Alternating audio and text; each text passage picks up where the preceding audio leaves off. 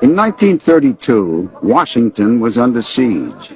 The capital was surrounded by over 10,000 unemployed veterans of World War I from all over the country. Their only assets were the bonus certificates they'd been given after the war, which promised a cash bonus sometime in the future. They needed it now. At the end of May 1932, nearly 10,000 bonus marchers occupied the nation's capital, and tens of thousands more were on their way. To get my bonus, and I'm going to wait till I get it if I have to wait till 1945. What brought you to Washington? Well, to beat the Undertaker, spend the money before the Undertaker gets it. I know who's made this country worth living in. It's just you fellas. Look, makes me so damn mad a whole lot of people speak of you as tramps. By God, they didn't speak of you as tramps in 1917 and 18. No. Take it from me, this is the greatest demonstration of Americanism we've ever had. Pure Americanism.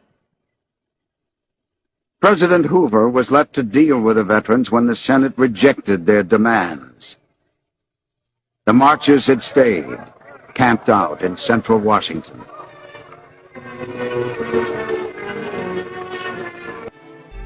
On July 16th, the last day Congress was in session, Washington was on edge.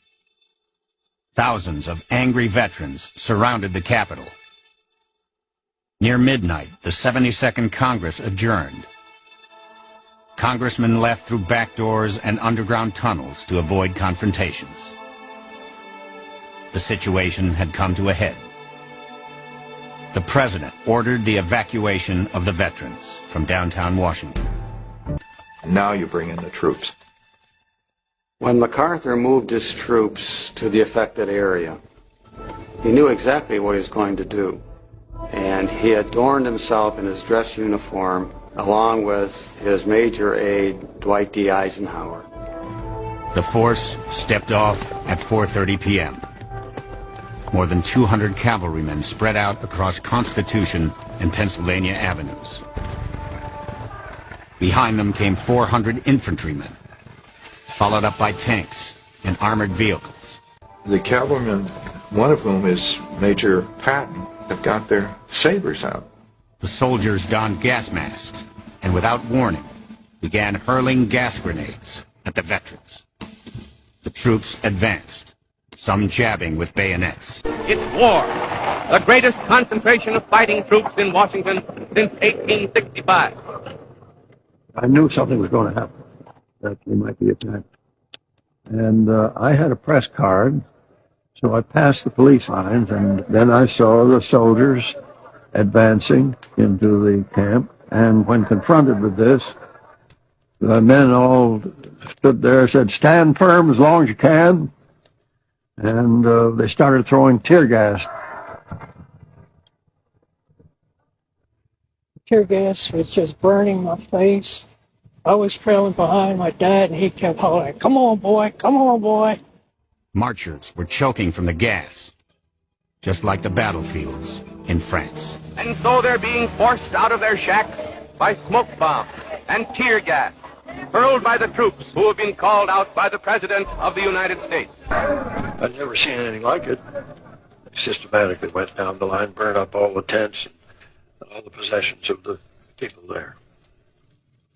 I was thinking of Herbert Hoover when this happened, because his election was in 3 months. I thought this would be the finish of Hoover. The orders of the President must be obeyed, and the roaring flames sound the death knell to the fantastic bonus army.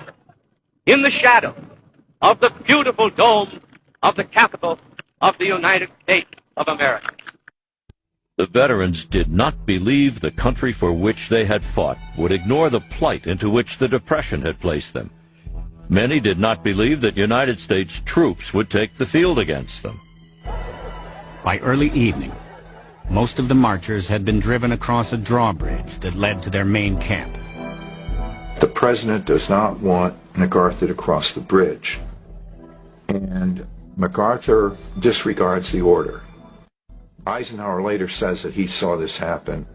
MacArthur says, I cannot bother with pieces of paper during a military operation. And so he crosses the bridge. All through the camp were scenes of panic.